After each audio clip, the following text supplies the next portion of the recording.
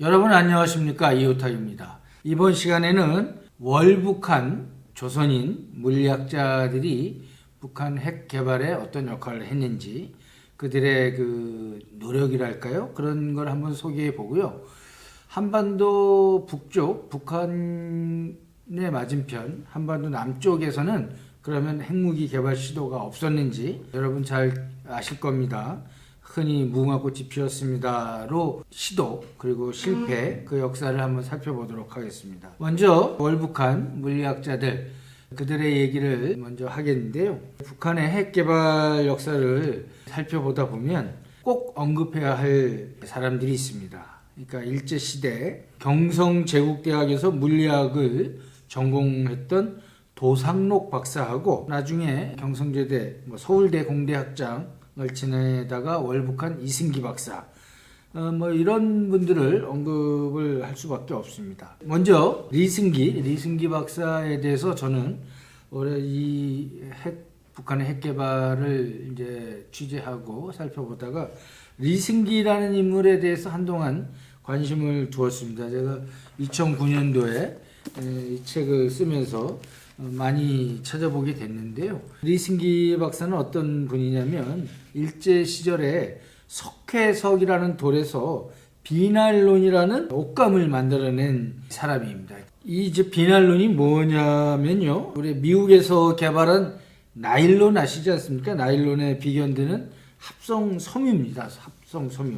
그래서 이승기 박사는 결의 꿈 과학의 실어라는 그런 나중에 남쪽에서 출간된 책을 통해서 자신의 얘기를 좀 전했는데요. 이분은 경성제국대학에서 교편을 잡고 있다가 학교가 당시 미군정에 의해서 왜 군대 기지로 바뀌고 제자들이 좌익으로 몰리고 이러니까 그 상황에 환멸을 느끼고 고향인 전남 담양에 내려가 있었다고 합니다. 그러다가 한국전쟁 당시 김일성, 북한에서 보낸 사람들을 따라서 북한으로 올라갔다고 하는데 올라갈 때 보통 제자들이나 이런 사람들을 대거 끌고 올라갔습니다. 이승기 박사는 제가 그 책을 좀 보니까 일제시대 이 비날론 기술을 개발에 성공하니까 일제가 그에게 비날론 그 공장 설계를 명령했다고 합니다. 근데 자신이 만든 이 합성 섬유 그 군복을 입은 일본 군인들이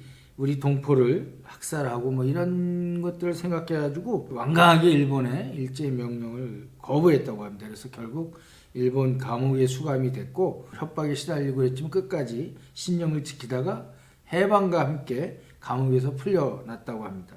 그러니까 풀려나서 이제 경성제국대학에 가서 후학대를 가르치다가 미군정 이런 거에 좀 시달릴 염증을 느끼고 결국 북한으로 월북하게 된 인물입니다. 나중에 보면 1996년 2월에 사망한 것으로 되어 있습니다. 북한에서 노력 영웅으로 불리기도 했는데요. 아무튼 이분이 북한 물리학에 아주 기초를 많이 세웠다고 합니다. 이분에 대해서 제가 한때 북한 핵 개발에 가장 중추적 역할을 한 인물로 이렇게 저는 이제 파악했었는데 나중에 이 분야를 자세하게 연구한 강호재 박사의 설명을 듣고 보니까 북한의 핵 개발과 관련돼 가지고 더 핵심적인 역할을 한 분은 도상록 박사였습니다. 도상록 박사. 1932년도에 동경제국대학 이학부를 졸업한 분인데요. 이분은 일제 시기에는 박사학위를 받지 못했다고 합니다. 그렇지만 당시 물리학계의 최첨단 분야인 양자 역학에 대한 실력이 출중해서 자신의 논문을 1940년에 영문으로 발간되던 일본 수학물리학회 기사에 게재하기도 했다고 합니다. 아무튼 이분도 해방되자마자 나중에는 이제 이분이 일제 시절에는 원자 이 물리학을 계속 연구하다가요.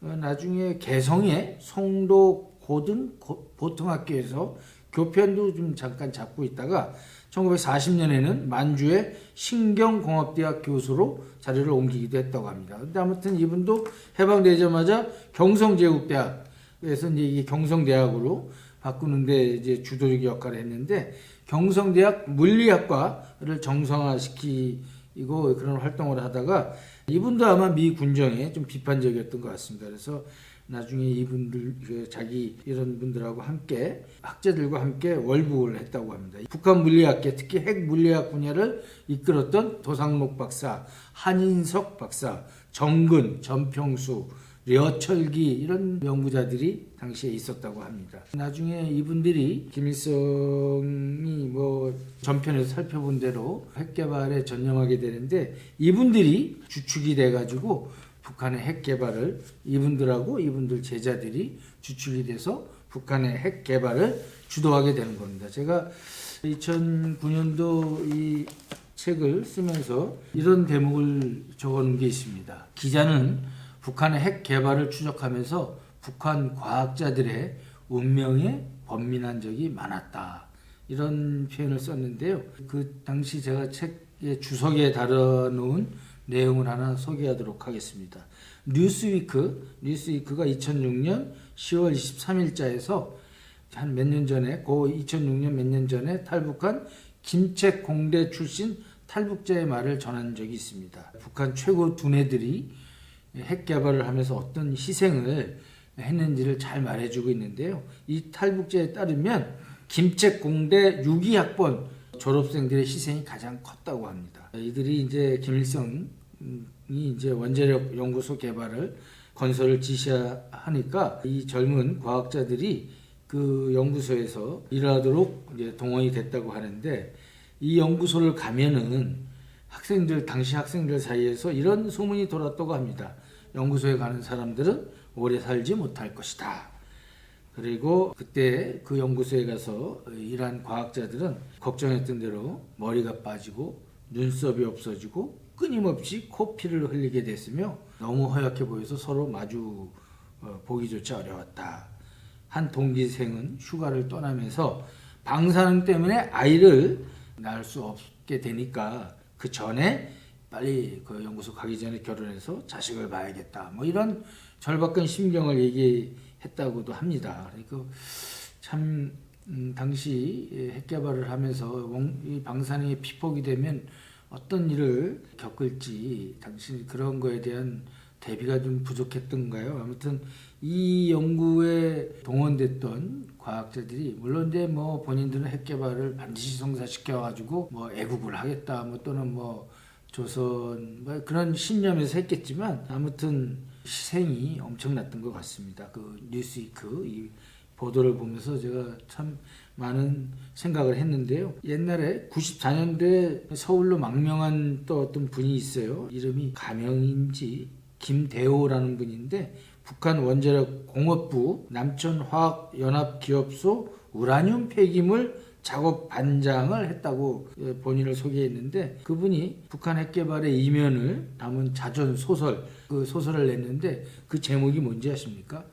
영변약산에는 진달래꽃이 피지 않는다. 영변약산이 어디입니까?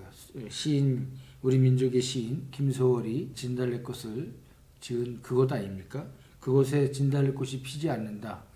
방사능이라는 게 그렇게 무서움을 담고 있습니다. 그래서 제가 북한 핵 개발의 뒤안길에 있는 뒤안길이라 할까요? 아무튼 혁혁한 중요한 역할을 한 이 물리학자들의 운명을 잠깐 짚어보는 것으로 가름하겠습니다.